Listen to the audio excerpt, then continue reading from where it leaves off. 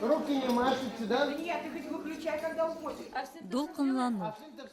Акбүре операсы сәхнәгә менәр көнне авторларының да, дирижер музыкантларының, артистларының да уртак халәтен әнә шул бер сүз белән сыйфатларга була иде. Бу аңлашыла да. Казан күзе фестиваленә планлаштырылган премьера универсиада чорына күчерелеп, әзерлек өчен вакытны тарайтты шул. Хәтта оештыручыларның журналистлар белән очрашуы да ул көнне кичектереп торылды. Без бары тик авторлар белән аралаша алдык. Бик зур җаваплылык хисе йөкләнгән иде әлбәттә. Һәм мине алдан ук ниндидер авыр йөк кебек менә ул утырды минем иңнәремдә. Бу бит бик зур эш дип. Хәтта шак бер исеме генә өчен булса да дип. Һәм яшерми мине әлегәчә. Бу җаваплылыкны сизәм. Һәм хәзер дә менә шундый премьера көнендә дә миндә куанычлы хисләр, бәхетле хисләрдән үстенрәк рәвештә менә шушы ниндидер бер борчу, кайгыру, икеләнү хәтта шундый хисләр йөрәгемне биләп тора. Сказка — это такой жанр благодарный, да, когда можно доступными средствами поведать о самом сокровенном, да, и в данном случае вот эта борьба добра и зла сквозь вот эту всю сказочную историю проходит лейтмотивом фигуры белого волка, и вот этот материал мне показался очень интересным и плодотворным. И вот в наше время, когда вот эти все истинные ценности немножко отходят назад, мне показалось, что это очень такой интересный своевременный сюжет. И поскольку это все делалось в рамках универсиады, в такое обращение к молодежи, возможно, да, мне показалось очень, ну, такой интересной параллелью.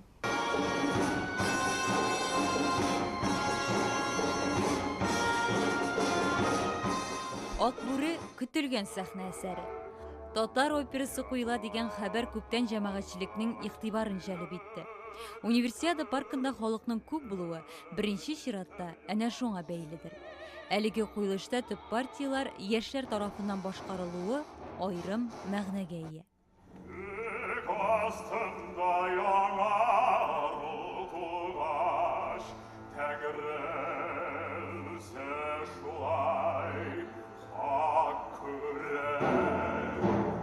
Александр Сладковский маэстро белән әле моңа кадәр мондый зур проектларда эшләгән юк иде.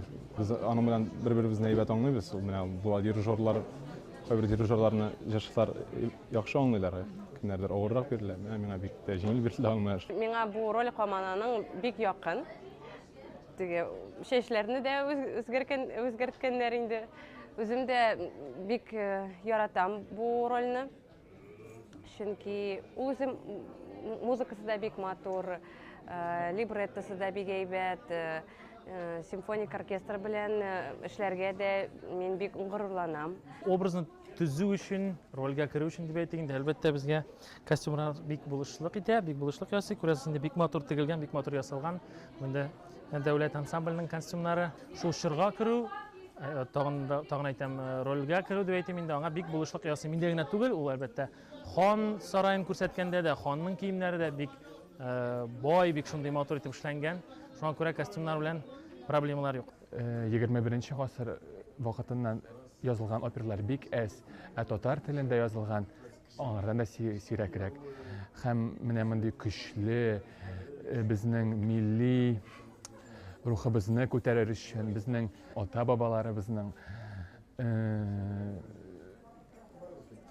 үткәнен тагын бер тапкыр күз алдына китерү, минемчә бу бик кирәк. Музыкасы бик матур, музыкасы бик кызыклы, персонажлар, геройлар шул хәтлек төрле.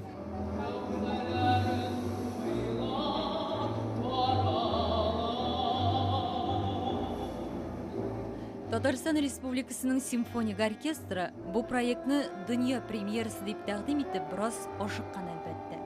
Хәер, бу төшенчәгә нинди мәгънә саласың бит?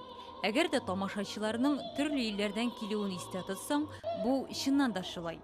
Ләкин сыйфат ягыннан әлеге сүзсезмә артык яңгыравыклы булып тоелды. Куелышның бер бөтен әсәр булып уйышып бетмәве, режиссурада күнегелгән алымнар кулланылуы, кайбер вокалистларның оркестрдан аерым җырлаулары төп картинаны бераз бозды әлбәттә.